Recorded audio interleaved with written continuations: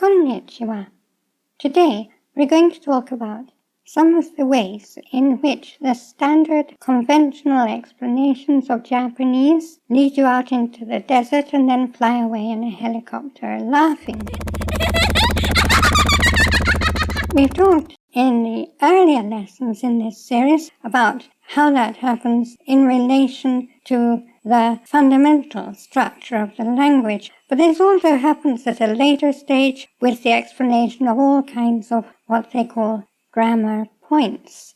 And one of the main causes of this is the fact that they fail to recognize what words actually are and what they actually do. So we're going to take as an example mama, the word mama. Now, this can mean a mother or the mistress of a bar or a cafe, but we're talking about it in the other sense, the more abstract sense, which, if we look at traditional explanations, they seem to have various opinions on what part of speech it is. I've even seen it described as a particle, which it certainly isn't, and they tell you that it means as it is, as we wish it to be, as we would like it to be, that it means a state or a condition. Now, all those things are things that we might say in English in relation to certain uses of the word, but none of them express what the word actually means. In any case, if it meant as it is, or as we wish it to be, what kind of a word would it be? So the first thing to ask ourselves is, what kind of a word is it? And as I explained in our last lesson, nearly all Japanese words fall into one of three categories: nouns, verbs, and adjectives. Now, mama is not a verb. It doesn't end in u or any u, ro, kana. It's not an adjective. It doesn't end in e. So the chances are it's a noun, and that's exactly what it is. It's a noun. So what kind of a noun is it? What does it mean? What is a mama? A mama is a thing. It's a noun. What kind of a thing is it?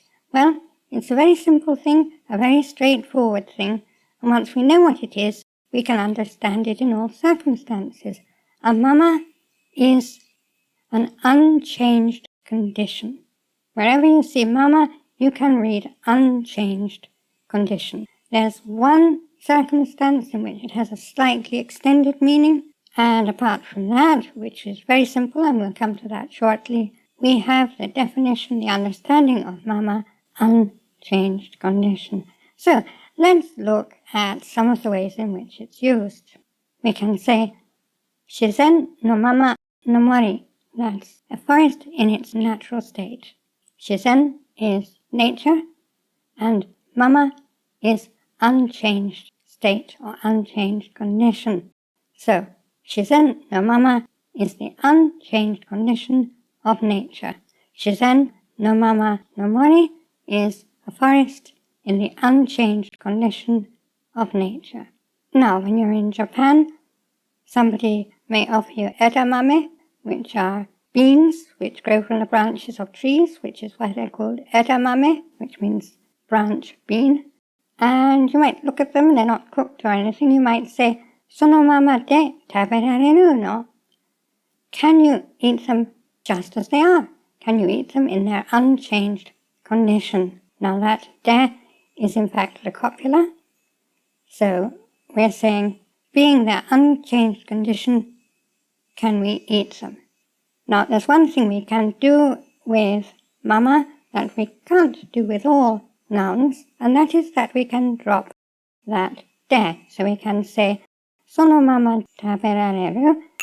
Now we can say that this is because mama is something like an adverbial noun that we discussed last week, where you're allowed to drop the particle in certain cases, but I don't think we necessarily even have to go that far.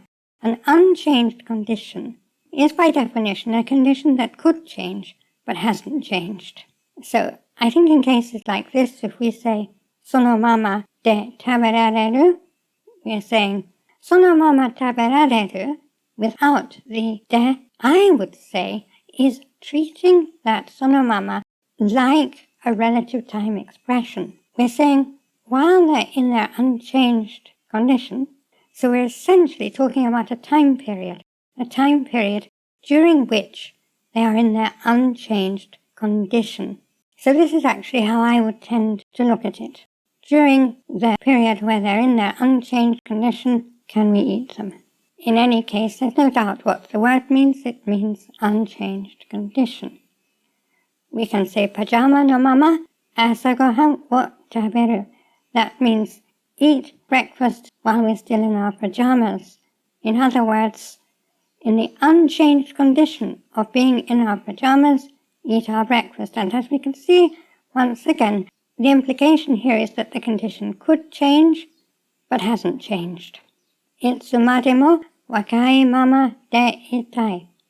I'd like to stay young forever. I'd like to stay in the unchanged condition of being young forever.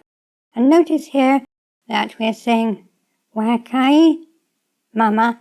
So you see wakai, the adjective, is doing what adjectives always do, qualifying a noun. And the noun it's qualifying is mama, the unchanged condition of being young. Now, there's a use of mama that you'll probably come across quite often, and that is omoi no mama or kokoro no mama. And what this means is in the unchanged condition that's in our thoughts or in our hearts. So what does this actually mean? Well, it's always applied to something that is outside ourselves. So we're talking about something outside ourselves being in the unchanged condition, the exact same condition as what is inside ourselves. So this essentially means making the outside world conform to our thoughts, our desires, our will.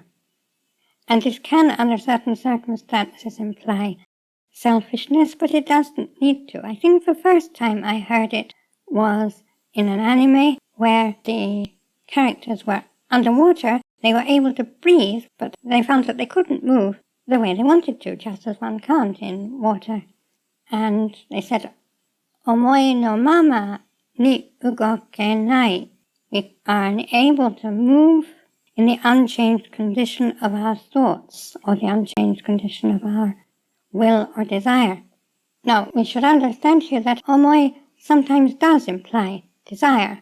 For example, when we say kata omoi, which is literally one-sided thought or one-side thought, what that actually means is unrequited love. It means having a desire for someone, but it's only one side of the desire. The other person doesn't reciprocate that desire. So it's kata omoi, one-sided thought or one-sided desire. So omoi no mama is in the unchanged condition of one's thought or desire. And it's really from this use of mama that we get wagamama, which I'm sure you've heard, which means selfish or selfishness. Why does it mean that? Well, waga means I or we, and it can be put next to a noun to denote possession of it. So we can say wagaya, which means my house or our house. Wagamama means my unchanged condition. But this clearly is influenced by expressions like omoi no mama or kokoro no mama.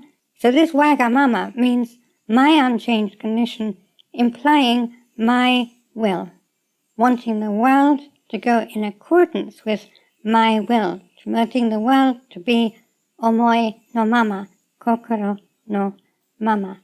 So as we see the whole of mama, we don't have to have all these different definitions of it. We can see that every time we use it, it means the same thing. It means unchanged condition. If you have any questions or comments, please put them in the comments below, and I will answer as usual. I'd like to thank my gold Kokeshi patrons who make these videos possible, and all my patrons and supporters on Patreon and everywhere. And I'd like to thank you for attending this lesson. これからもよろしくお願いします。